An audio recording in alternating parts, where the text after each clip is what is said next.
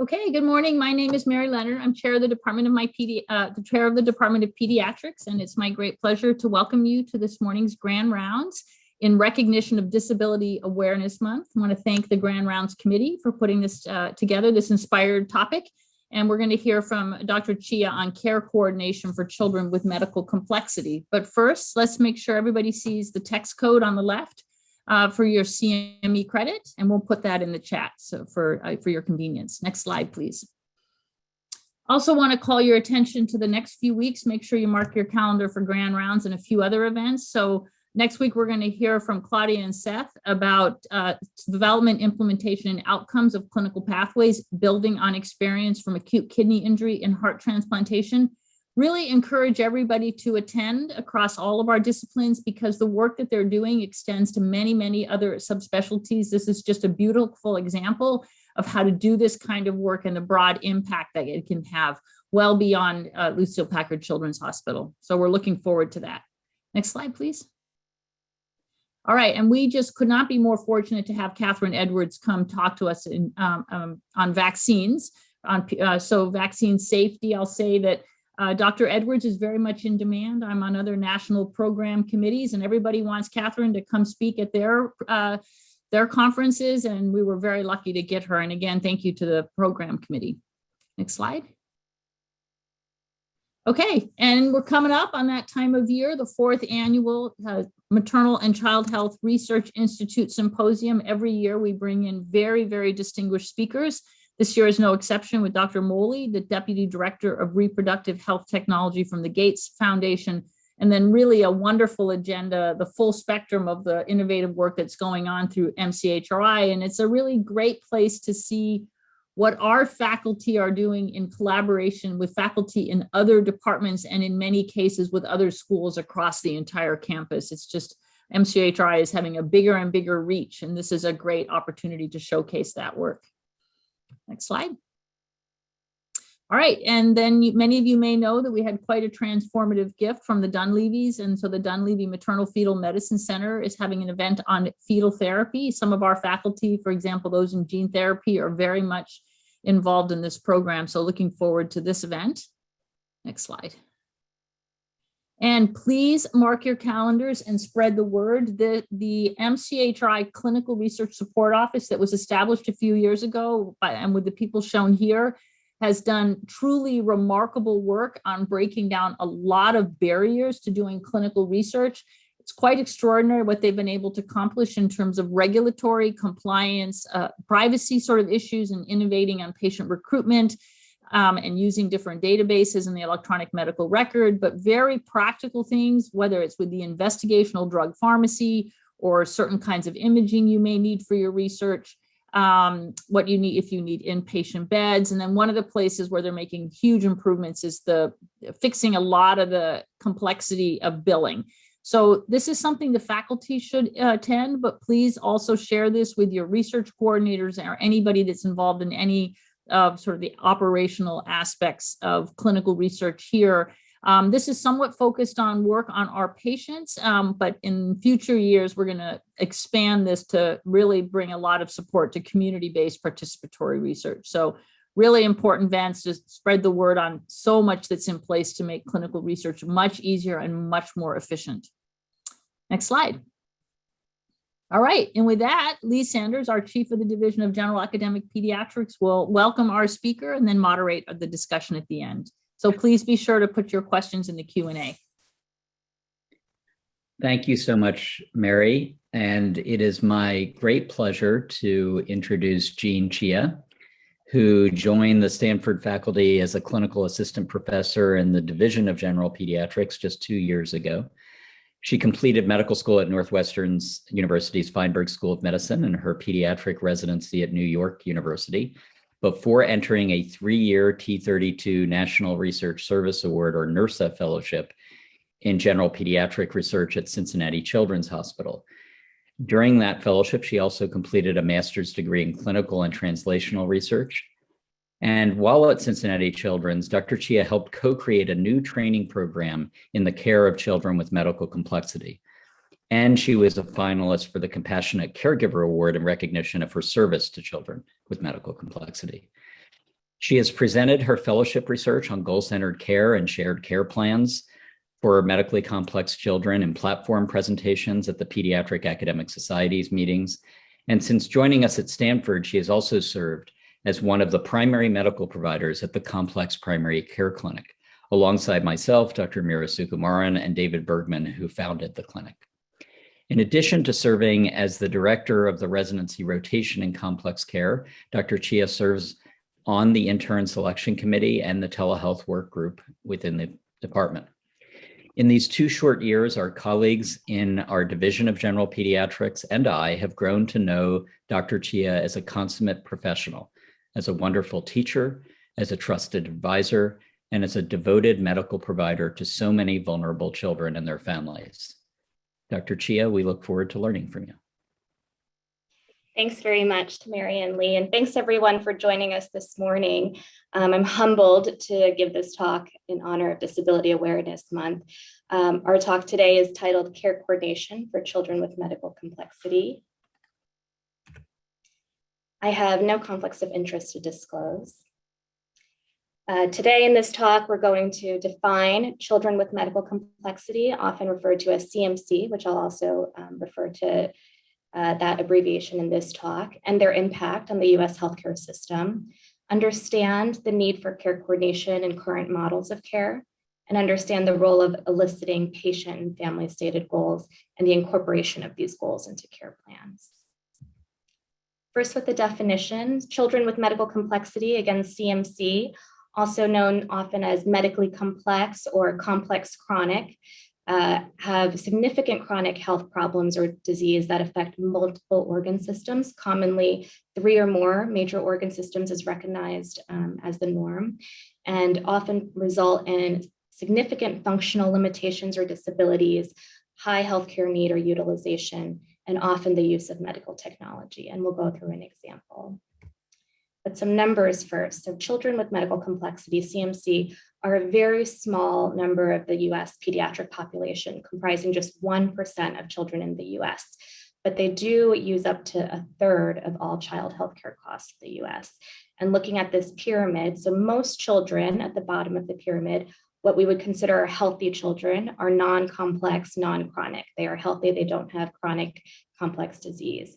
10 to 15% of children in the US are what we would call children and youth with special healthcare needs, often abbreviated CYSHCN. These are children that have non-complex chronic disease. And then within that 10 to 15%, the very top 1% would be children with medical complexity, as we defined. I do just want to acknowledge here that although not referring to it today for the purpose of this talk, where we're talking about children with medical complexity, but children that have significant behavioral or mental health complexities can be equally as debilitating and equally as high health care utilizers. But today we will be just focusing mostly on CMC. As we go through this presentation, please consider as an example, if you are caring for a child with gross motor functional classification system level 5, spastic quadriplegic cerebral palsy. We said that children with CMC often have technology dependence, and this child with cerebral palsy has tracheostomy dependence. He is mechanically ventilated. He has a G tube, he is gastrostomy tube dependent.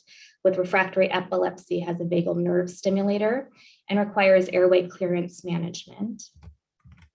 Also, with regards to this child's disabilities or functional limitations, he has cortical visual impairment. At baseline, this child is nonverbal and non-ambulatory, has a history of long bone fractures and osteoporosis, and a chronic dislocated hip with neuromuscular scoliosis. And this child is 100% dependent on his caregivers for all activities of daily life. But also, he has a neurogenic bladder that requires clean intermittent catheterization and a history of a repaired atrial septal defect. The family for this medically complex child has 3 separate vendors that they manage for his supplies, for his respiratory, enteral, and continence cath supplies. And in the past year, this child has had 3 ICU admissions. They see 10 subspecialties as listed here. And within the community, this child needs special education with an individualized education plan and therapies at school. He has California Children's Services medical therapy program where he goes to the medical therapy unit for therapies. They are established with the regional center, and the family is also plugged into respite care when needed. And in that kind of clinical scenario we just went through, this is another just really well drawn out illustration created by a mother of a child with medical complexity as a care map to represent all the aspects of her child's life. And if I can orient you, so the child G in the center here, surrounded by their family. And then in the blue at the bottom left corner, you can see all the subspecialties listed, dental, as well as the specialty hospitals, medications and equipment that's required, the specialty pharmacy, the local pharmacy, the toileting supplies, braces, et cetera. In the purple, the developmental assessments with neuropsychoeducational evaluations, speech and therapies.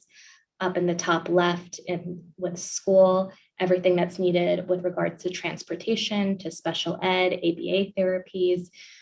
In the light blue at the top right, advocacy and leadership, the family is involved with other groups and family voices and important other parent groups.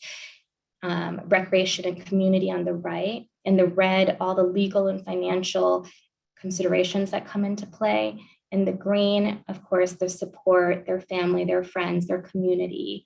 And I do just want to say, in this very detailed care map, we are here only in the blue, only a fraction of their day-to-day. I'd like to just share this quote, a part of a parent, Miss Debbie Harris's reflections titled The Category of Us, published in the Complex Care Journal, which is an open access journal.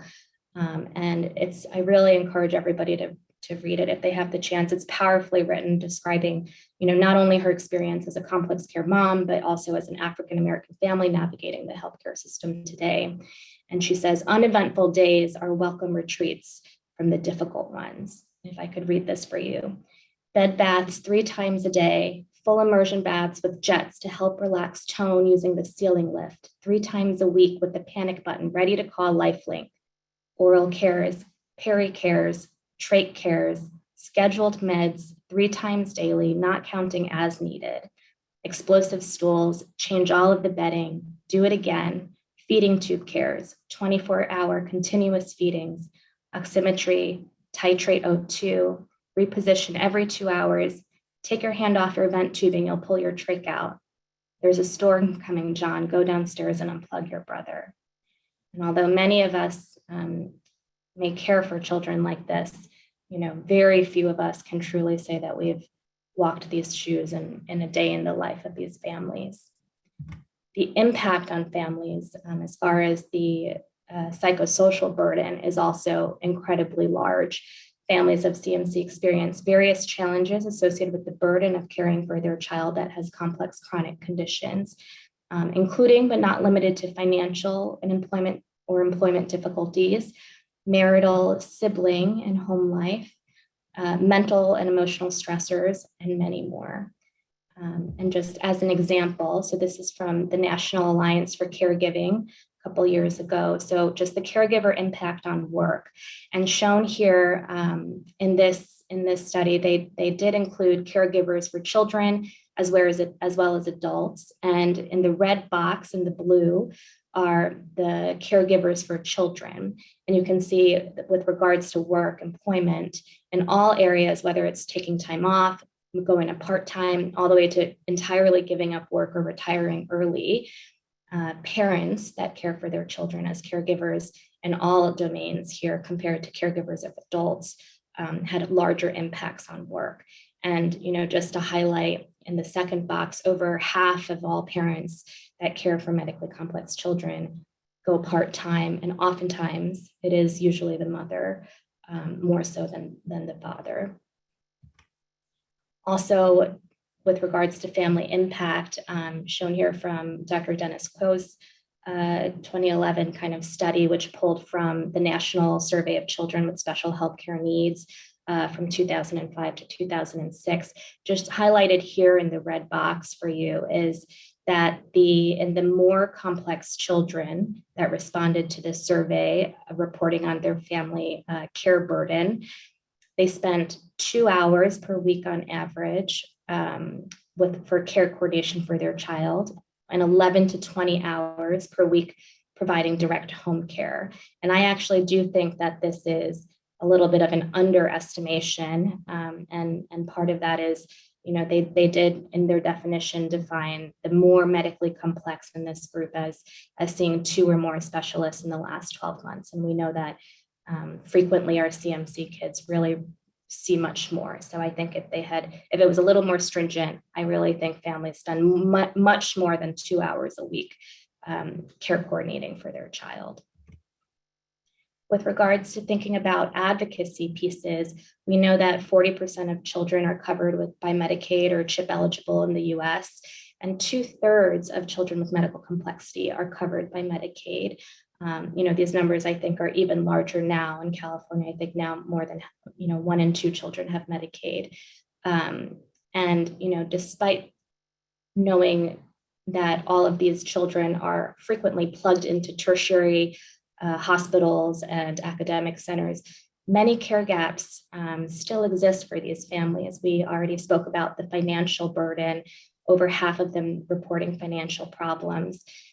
But almost half of all families also reported at least one unmet medical service need, and 1/3 reporting difficulty in accessing non-medical services. So that may be things like early start, community resources, things that can be provided for therapy or regional center, for example.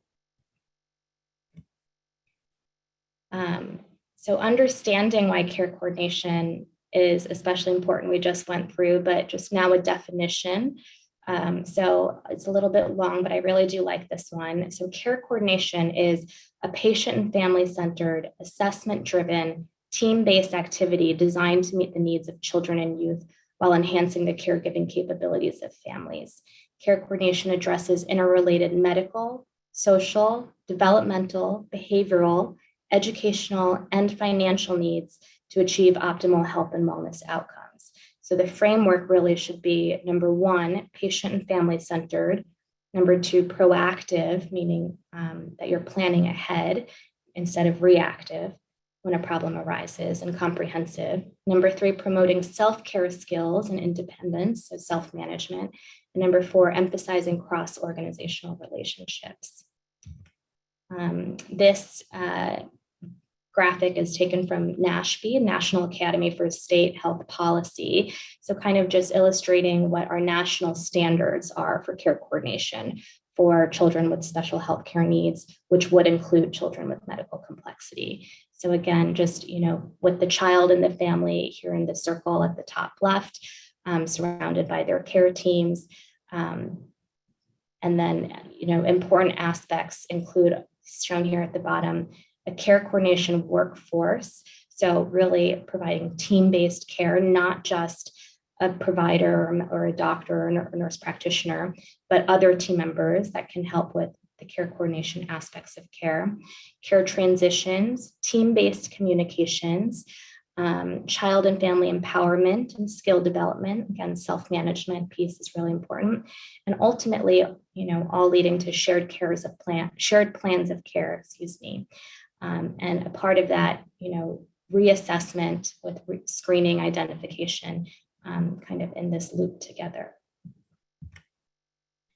Currently, there's 3 main models of care delivery for children with medical complexity. First being primary care-centered models, and I'll kind of go into more detail about this. Our clinic, the Complex Primary Care Clinic, would fall into this category. So we are a medical home. We act as the PCP for the most part, and do provide primary or preventative care in addition to other care coordination services. Number 2, consultative or co-management centered models. So these may be complex care programs at a hospital or an academic center, or even subspecialty providers that partner with PCPs for families, but the primary care aspect is separate for these children. And then number 3, episode-based models. So these are, for example, if there's a complex care program that just sees kids when there's a deterioration of status, or like a transitional facility where kids may be staying when they're waiting for in between hospitalization and training to go home, may be also considered an episode-based model. So that's the smallest population. I do just want to also give out the disclaimer that I am a general pediatrician, and so I definitely do have the bias towards primary care centered models and medical homes being what I view to be really a best practice for CMC. With CMC and their primary care, we do know that 40 to 48% of children with medical complexity go without an annual primary care visit. These are from studies at Boston Children's and also confirmed at Cincinnati, respectively, 40 to 40%.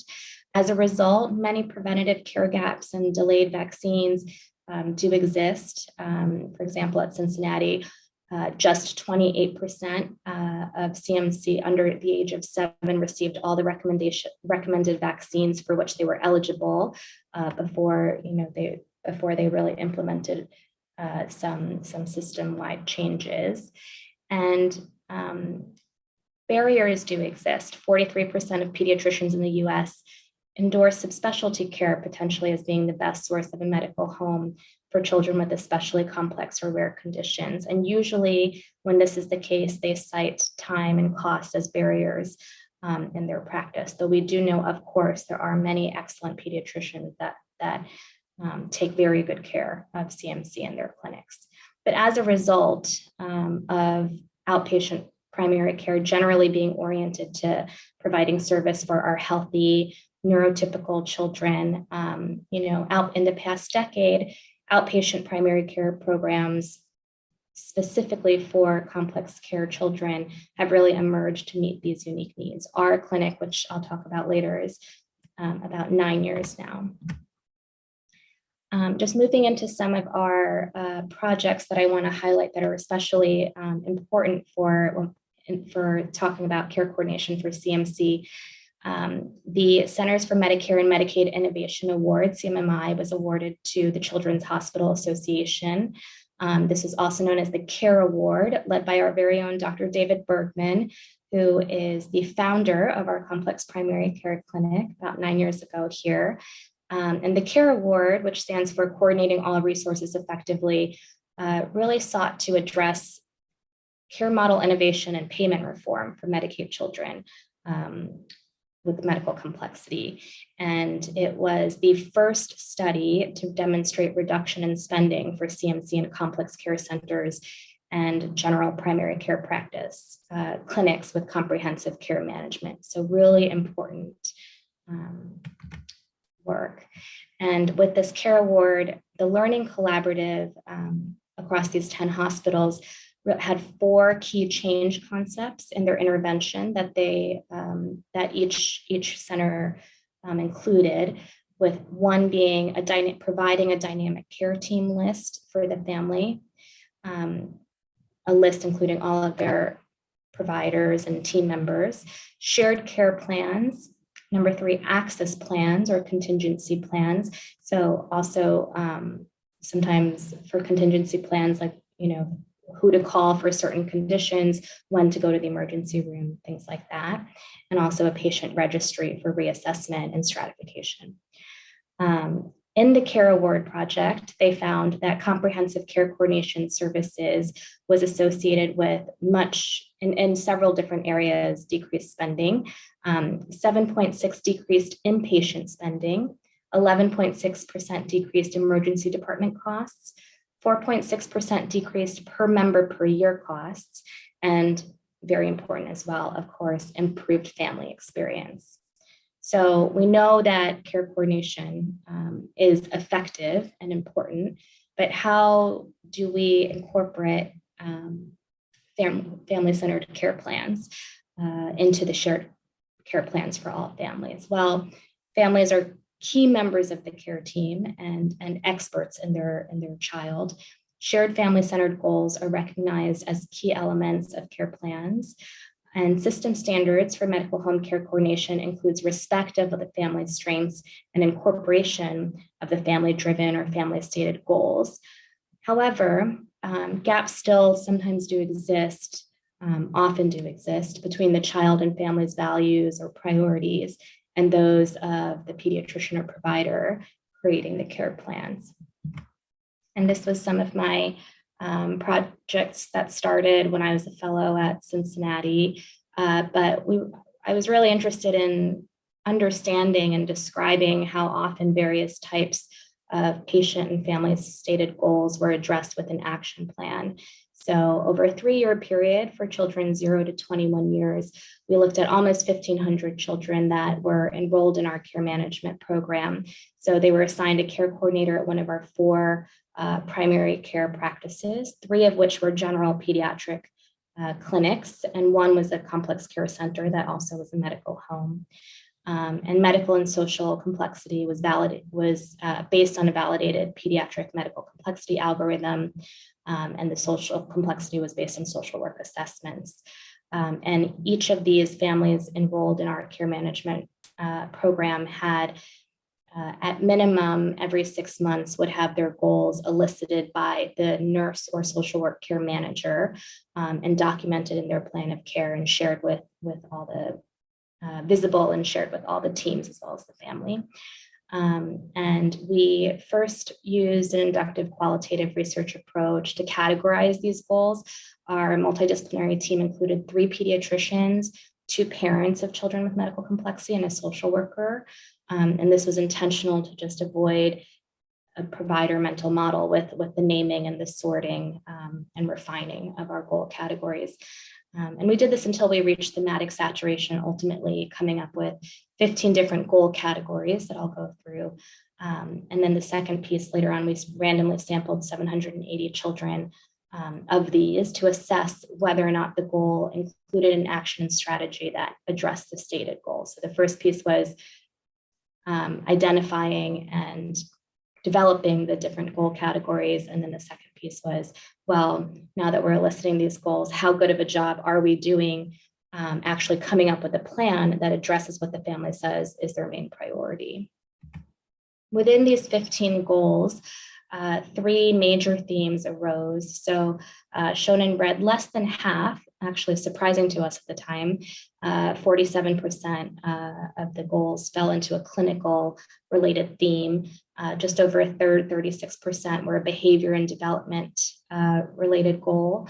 And 16%, which I really want to take a pause and emphasize, 16% when asked, families stated, like, what is the most important goal or priority for you right now for your child? 16% actually had a social related goal.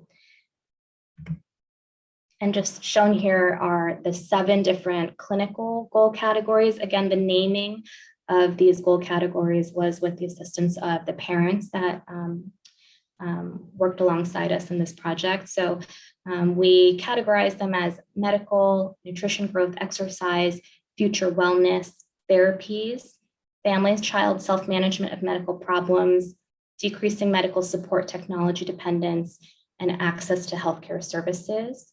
4 goals within behavior and development. So development, behavior, school, and mental health psychiatry.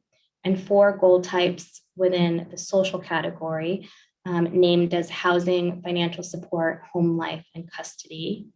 And just as an example, so shown here for the 4 goal categories under social, housing, for example, at a frequency of 6.2% for our goals.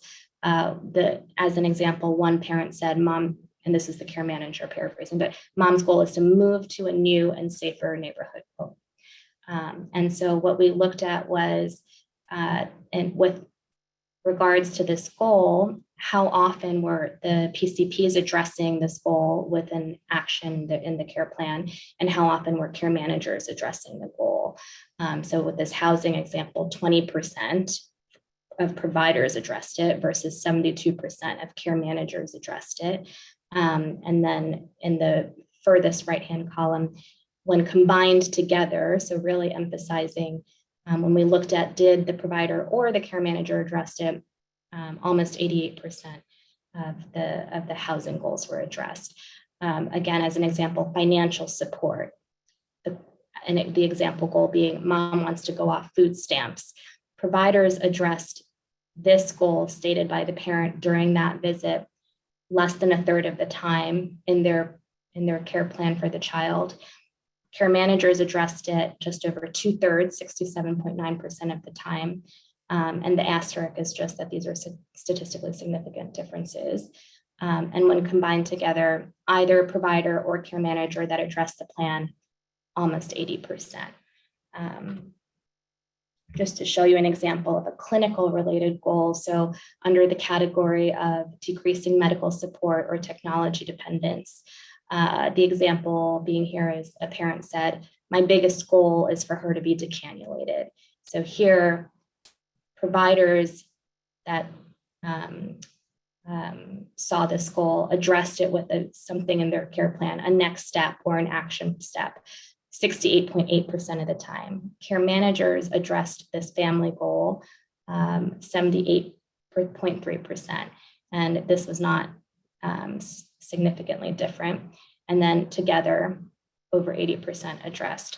So really, again, going back to our three main categories, when we looked at the clinical goals, the behavior and development goals, the social goals, in the first row, clinical, we really, relatively speaking, did quite well with providers and care managers. Almost 75% of the time would consistently address the patient's stated goal with an action plan. And there was no difference there. However, behavior and development related goals and social goals were significantly much more frequently addressed with an action by the care manager than the provider. Again, highlighting here, the social goals were addressed by the provider less than a third of the time, and then 69% by the care managers. But what's perhaps reassuring is, if we look together as a team in all categories, almost 80% or over 80% of the time, a provider or a care manager is coming up with an action strategy that does address the patient and family stated goal. So really highlighting how strong we work together as a team to make sure we don't miss any care gaps for patients. So in our work, our findings included that CMC and their families have diverse needs and priorities that are variably addressed with an action plan. It may appear that care managers comprehensively address different goal types, which is very important learning for us as we think about how to lead care planning. And as I said, team-based care plans really were showing us that they were doing a much better job at supporting families' goals. So, as again, with the example of the social goals being addressed by the provider less than a third of the time, without the care manager's support, a lot of those family priorities and social related goals would have been unmet. But what we don't know, additional research is needed to understand whether robust care plans or goal-directed care plans impact child and family healthcare outcomes. On a related note, and I have to thank Lee Sanders for sharing these slides with us for the Goalkeeper Project, which our child neurology colleagues here also a big thank you to them for their participation and support in this project that is completed and has some preliminary results that I'll share today. But in this project, in collaboration with Dr. Jody Lin at Utah and folks at Harvard, mental models of health goals differ between providers and patient and families, as we spoke about. And oftentimes the care is provider problem centered, but not family or goal centered. As a part of this work, they created a 3-level family-centered goal taxonomy to help them analyze the goals that were being said. And this research informed Goalkeeper, which was a tool used in ambulatory care of children with medical complexity that had 3 separate attributes: provider training, goal elicitation, and goal tracking.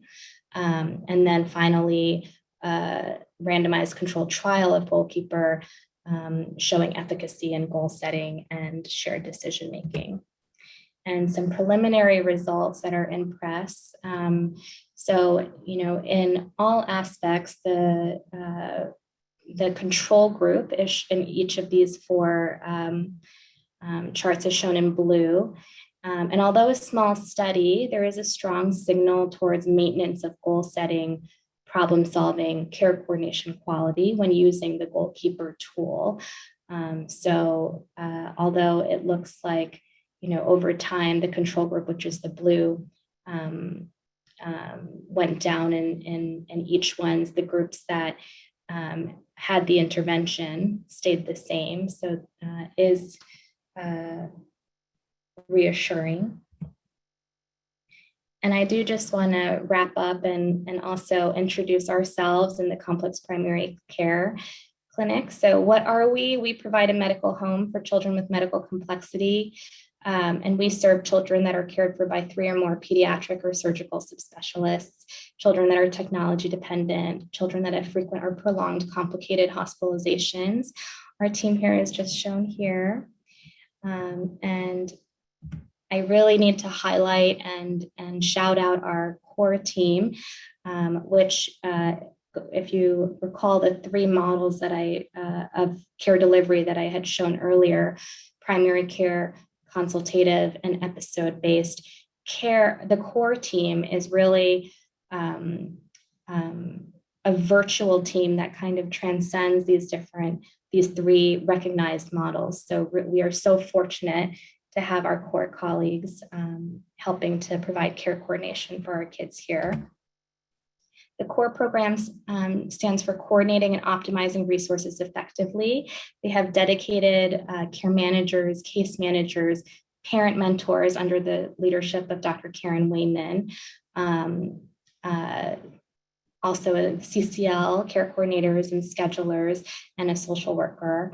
And led by Dr. Karen Wayman and Dr. John Mark. And as I said, it is a virtual clinic that is a flex model designed to meet the care coordination needs of patients. So they're a little bit different in that they, unlike us, they're not a medical home, but they're also not consultative. They see patients inpatient to do warm handoffs, and they can meet them at ambulatory appointments. They have a lot of touch points with families to meet their diverse set of needs. Shown here, I just want to call out to the volume of encounters that our core colleagues encounter. So 20 to 25 daily face-to-face encounters, 400 to 500 per month, and 35 daily virtual, telehealth, or phone encounters, 700 per month.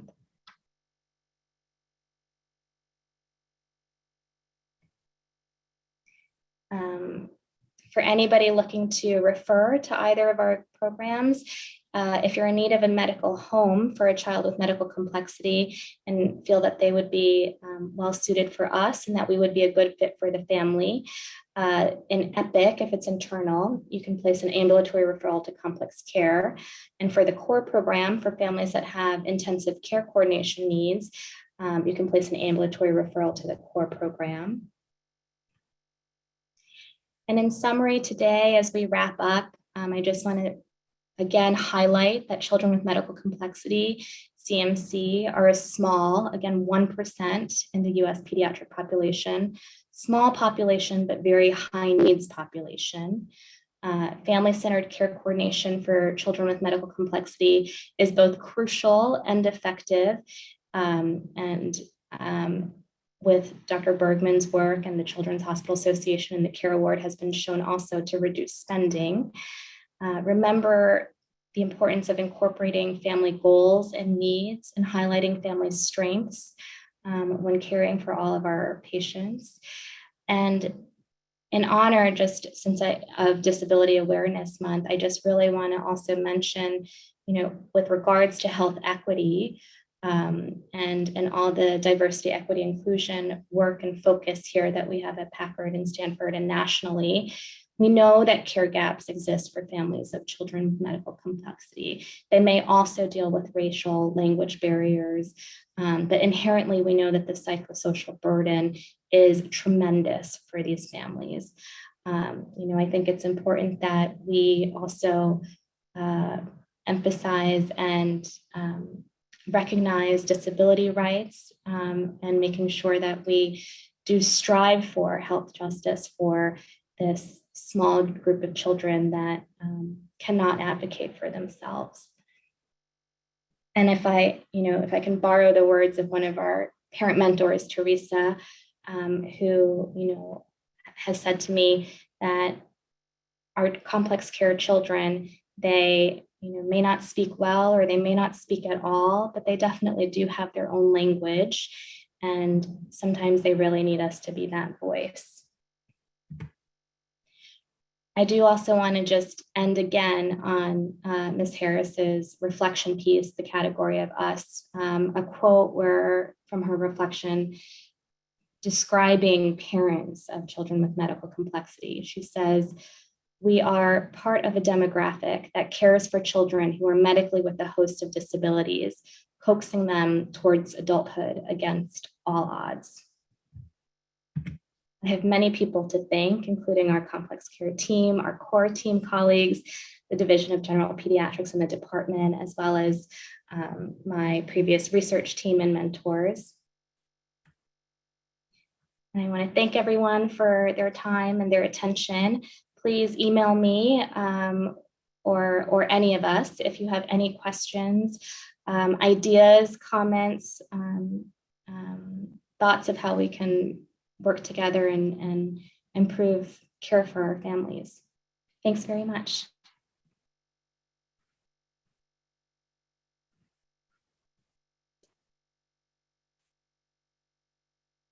Jean, that was phenomenal. We have a number of questions coming in the Q&A, and I encourage people to add their questions for you. I'll read them out loud to you also for the people that are listening in. The first one comes from Holly Henry. She says, "Great presentation, Dr. Chia. What do you think are the most pressing healthcare system issues that need to be addressed to improve access to and quality of care coordination for children with medical complexity?" Yeah, so thank you very much for that question, and so important. So access, we know to be a huge issue in itself. Although, I kind of highlighted our complex care program and, for example, the CARE Award project that I mentioned, which was at 10 children's hospitals, each with their own complex care programs.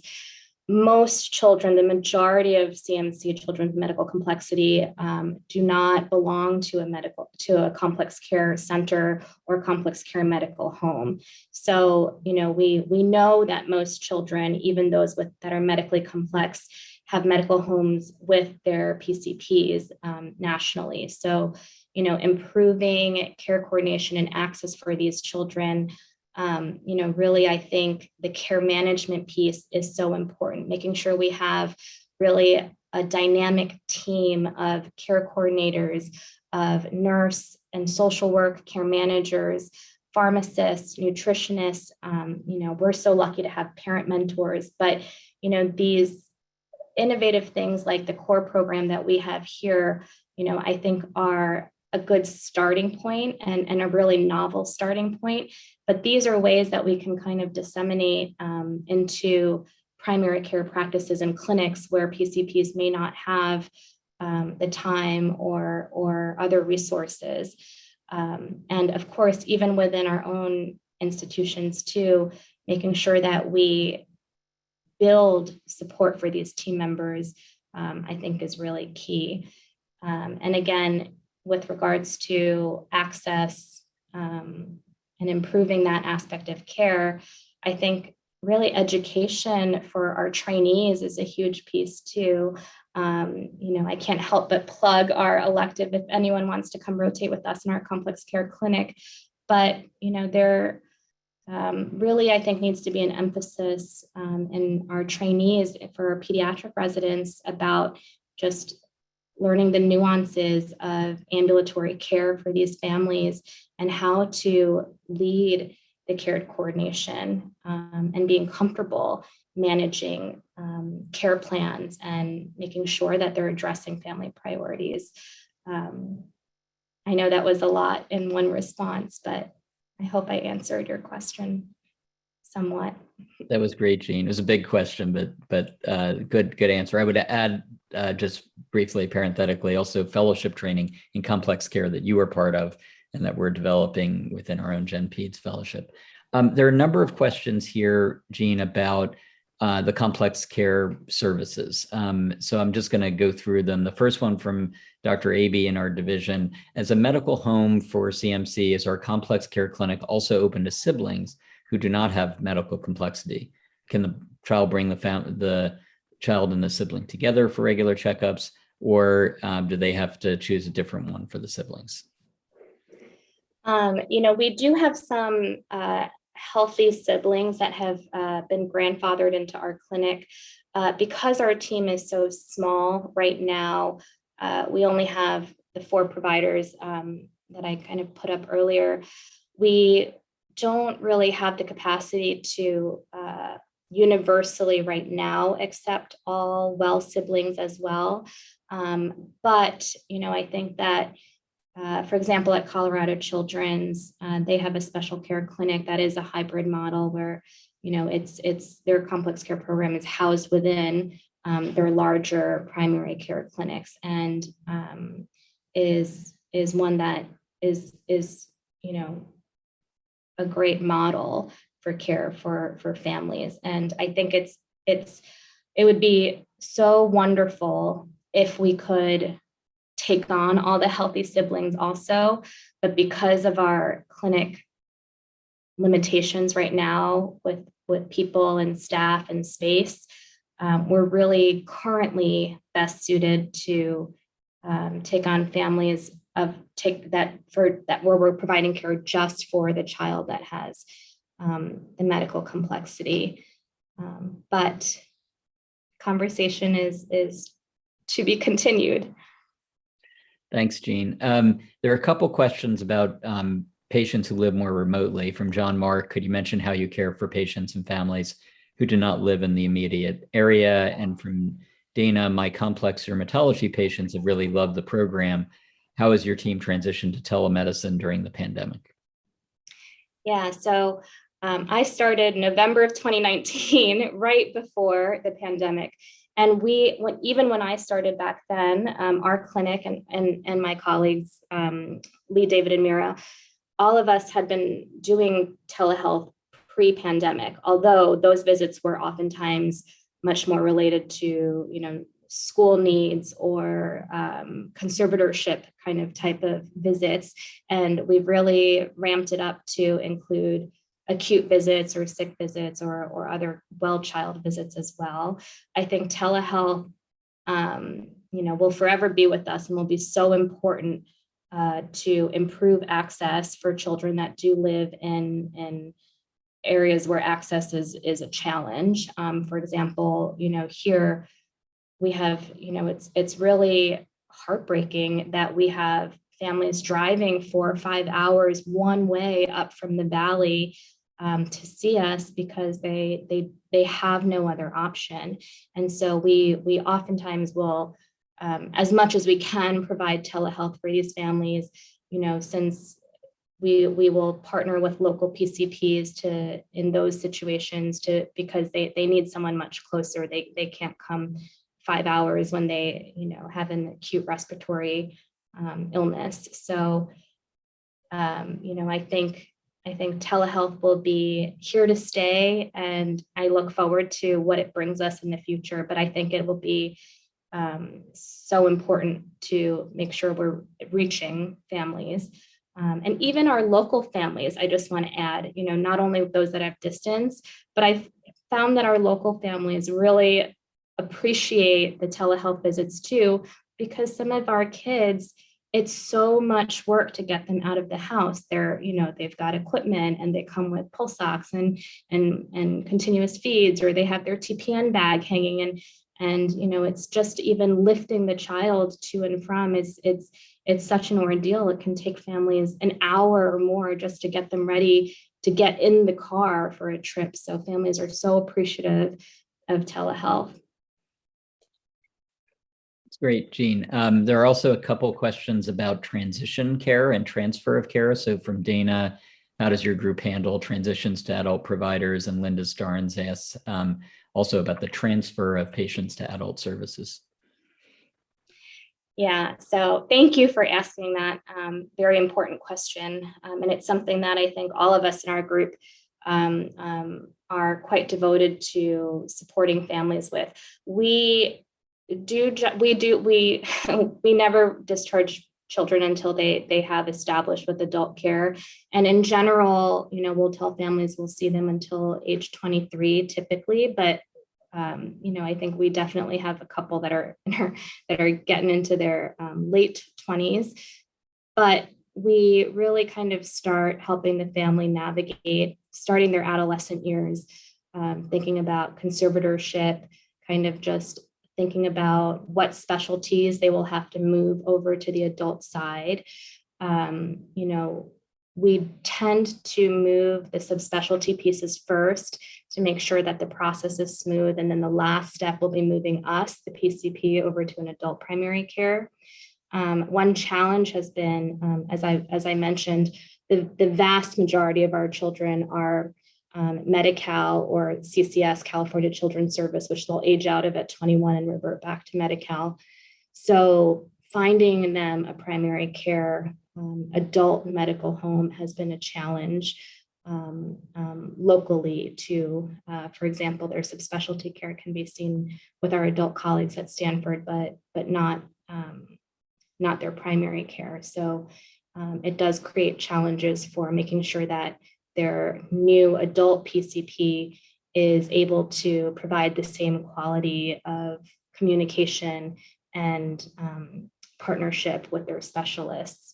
But we definitely take on some 17, 18-year-old patients that we help transition when that need does arise. But we work with the families to find the best fit for them. Great, Jean. Now, at the other end of childhood, there are a couple questions, some related, and some not, from our colleagues in neonatology. Phil Sunshine asks, how do you coordinate care for a patient who has issues in multiple organ systems? He says renal, GI, pulmonary, and cardiac. And Joachim Profit asks about how healthcare providers, I presume that means, can learn to effectively and efficiently partner with community-based social support organizations. Neonatology would like to learn how to do this better from Gen Peds. So those are two big areas from our neonatology colleagues, but I figured I'd group them together. Yeah, thank you. So for the first question about how do we coordinate when there's multiple specialties? Well, for example, if a very complex child is graduating or discharging from the NICU, we do try to see them within a day or two of discharge. Oftentimes for the most complex children, again, we are so lucky, and I cannot say this enough, to have the core program here with us at Packard, because they really are the glue that holds it all together, and they can help the family, learn the education pieces of navigating the health system. They can help with transportation when that arises, for example, if it's a mechanically ventilated child. And they can do a lot of the developing the self-management skills with the parents that will long-term support them. For families that are not eligible for the core program here, then we help as much as we can, depending on what the parents' needs are. So if for example, in the beginning, right out of the NICU, a lot of times it's as much as just helping the family get familiar with the different vendors they may have, the appointments that they need, making sure they have MyChart access, that they can do telehealth visits, that they have that they know who all of their providers are. Again, remembering having a dynamic care team list is really important. So they know who their nephrologist is, who their GI doctor is, who their pulmonologist is, their medical home is with us in complex care. What are the numbers to reach, each of these? What are the on-call numbers to reach each of these people? And helping with those aspects in the beginning, coming from a NICU discharge is a lot of times what we do. And then after plugging the child into community resources, which kind of getting into the second question too. So, if they haven't already from the NICU, which oftentimes does a very good job, but making sure that the child is established with early intervention through the regional center, if that's appropriate, making sure that they may have CCS insurance or that they get therapies at the CCS medical therapy units or programs, that the resources that we have in California are available to them locally. And then, was there anything late that I didn't address from the second question? It was more about how our colleagues can learn more about how to coordinate with community-based organizations. Yeah, no, I think you did a good job of describing that. Yeah, I mean, how to with depending on what the community-based partner that you're trying to get a hold of or learn more about is, I would say, when I started, I think Cynthia, the core social worker, taught me probably 99% of what I know about community resources and also our parent mentors. So, I'm happy to, after this or offline, if we can, be of any resource to kind of help with just walking through what some of the probably most likely resources that you'll need are, or connecting you to some of the parent mentors or our colleagues in the core program that really are very familiar with these programs. But a lot of times, I think the NICU does a good job, but knowing what the resources are that are available is just the first step. Yeah. So Jean, we only have a couple minutes left. There's one really focused question, one big question. So I'm just giving you, so the really focused question is around care management ratios. Did you mention the right ratio between care manager and families? Do you cap the number of patients who can receive this care coordination?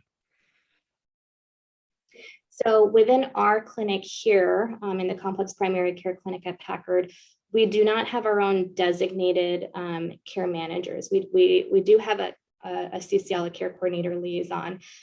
She does not have a Daisy. She does not have a patient cap. She is our jack of all trades. I can't speak to the core program's capacity or cap level, but I do know, for example, at other institutions, there may be a goal of for like a set at a caseload of 60 to 90 patients per nurse or social work care manager in my previous experience. But I think so much of the time our team members are a limited resource that we have, so they take on way more than that. Like our core program here has one nurse care manager, one nurse case manager, one social worker, and they take on, as I showed you the numbers, over the 750 active and graduated core program patients by themselves. So it's a feat, an incredible feat. Right. I'll just add that, you mentioned we have one CCL and more than 500 families in complex care, and the national ratios are between that 50 and 500 for care manager. But and it's tough. It's a resource constraint. So thank you, Jean. Okay, the last question is a big moral question. It comes from an anonymous attendee, but I imagine it's on the minds of many people. Is the benefit worth the cost to patient, families, providers, and society generally? This attendee says that most doctors decline their own extraordinary end-of-life measures that they impose upon their patients. I believe this is from an adult study. And since patients cannot advocate for themselves, what's the moral imperative here in your view? Is it worth the cost? In my mind, yes, absolutely. And, any goals of care, I think, is the family's decision and the family's choice. And we're there to help them, support them, understand their disease process, and provide resources and knowledge and education and support. But with regards to, is the benefit worth the cost? I don't personally think that we can put a cost or a number on the value of a family's child or that child's quality of life. I think that's very family dependent, and it depends on each family's values and situation. Jean, you've clearly demonstrated us that value in the way that you do your work and the way what you've taught us today. So I want to thank you for your time and thank everybody for attending. I also want to note that Holly Henry has put in some resources from the Lucille Packard Foundation for Child Health, which has really been a national leader in providing resources in this area. And just thank you for enlightening us today, Dr. Chia. Thank you all. Thank you very much. The preceding program is copyrighted by the Board of Trustees of the Leland Stanford Junior University. Please visit us at med.stanford.edu.